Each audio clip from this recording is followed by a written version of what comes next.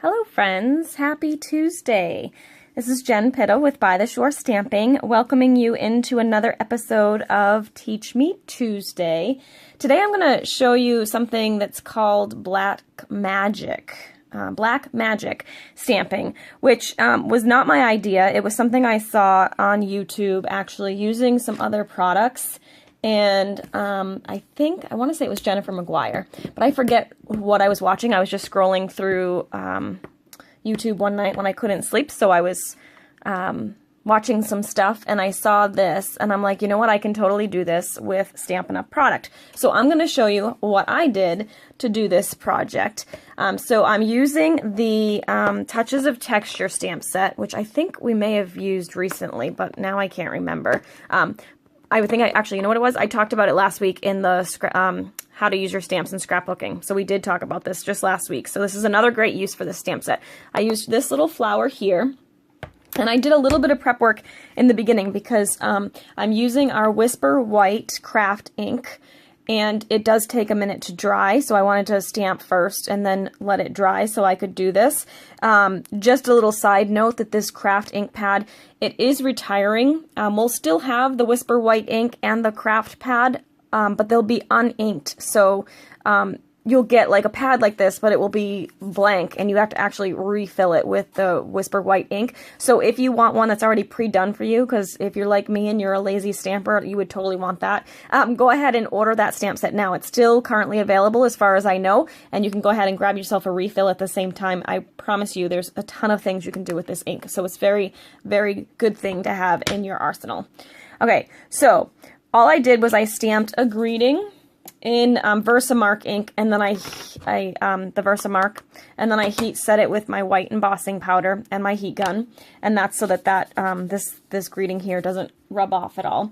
And these flowers were stamped with the Whisper White ink that I just showed you.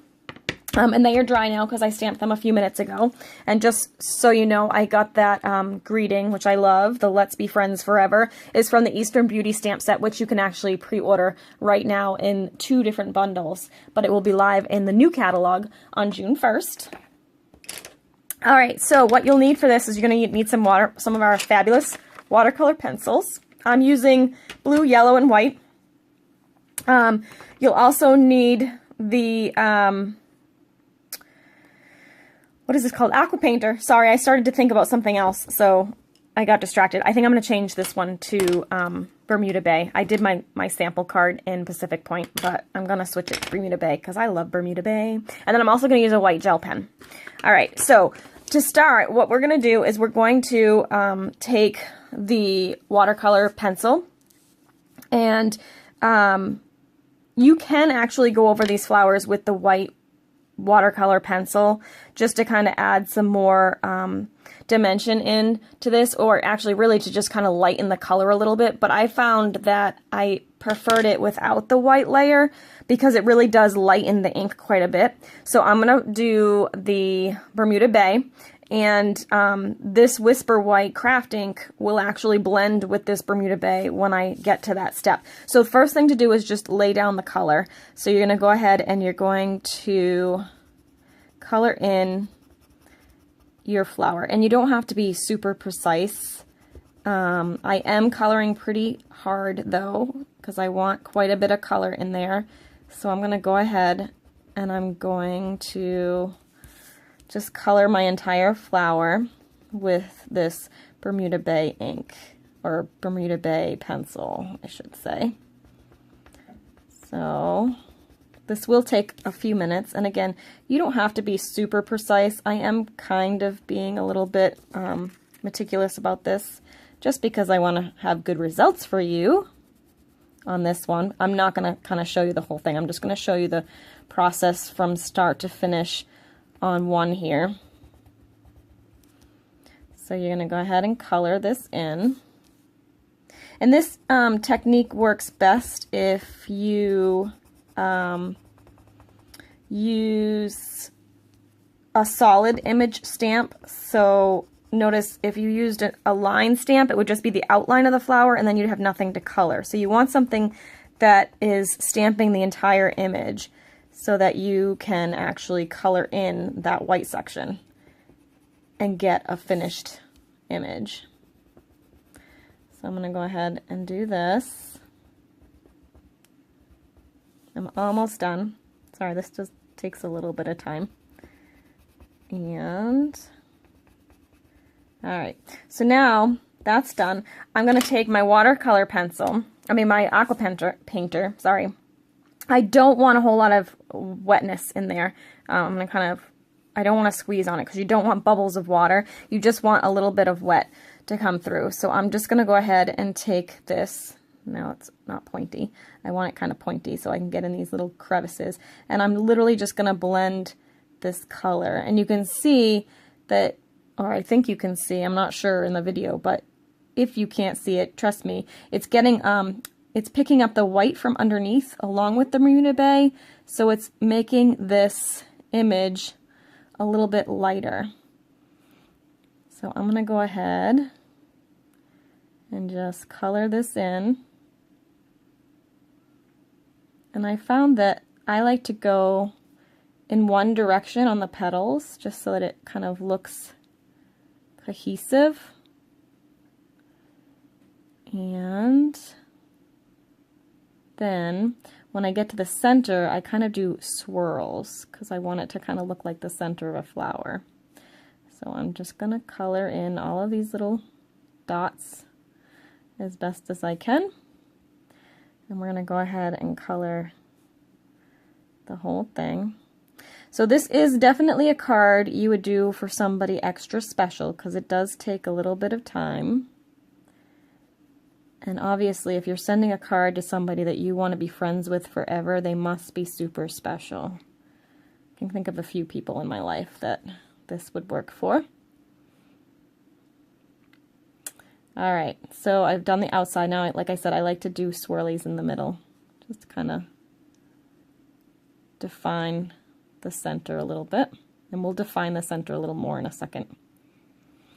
So then I'm going to clean off my aqua painter, so that when I use it again, it will be clean. Now you want to let that dry because it's going to be a little bit damp that we just used it. So you would continue on with whatever other colors you want to use. So if you wanted to do yellow, you could just continue with the yellow. And I'm only doing this for the sake of letting that other one dry so I can show you the rest of this. So you're just going to color. I love doing this because I love to color. I am doing it rather fast at the moment, but I would generally take my time with this. All right, so this should be fairly dry. So what you can do too is you can come back in and lay on some more color just to kind of give some more dimension. So you might add in a little bit of color around the center. It's still a little bit wet, but you'll get the idea. I have a finished sample to show you. So, and then you would go back in and you would then blend that color again, just to kind of add on the layers. But again, you really want to make sure they're dry in between, and it's really not dry at the moment. You can also heat set it for a second if you want so that it will dry faster. And then what I did is I took a white gel pen and I just kind of came in and did some little dots. I like to do like long dots, and I wanted to some little like flowery looking stems too, so I just did some dots around here and just kind of went around the whole flower. I just think it really makes it pop if you do that. So I'm going to go in like this, just do some more little dots, and again I'm doing this kind of fast, but I wanted to kind of show you what the start to finish was. So it's just another fabulous use of our watercolor pencils. And then I'm going to actually go in and define this center too. There you go, and I think I'm going to add a little swirly down here too. There. So you would do that for all of the different flowers, and it just really makes it pop. And then you would get a finished one that looks like this. Pretty easy peasy. Like I said, a little bit time consuming, but super fun if you love to color. So hopefully that inspired you to kind of pull out those watercolor pencils or add them to your list if you don't already own them. I can tell you I already have, I think, a couple of other videos that use these. So they're definitely very versatile tool in your newsroom, in your scrap room. That's my old days coming back when I was in a newsroom. That's too funny.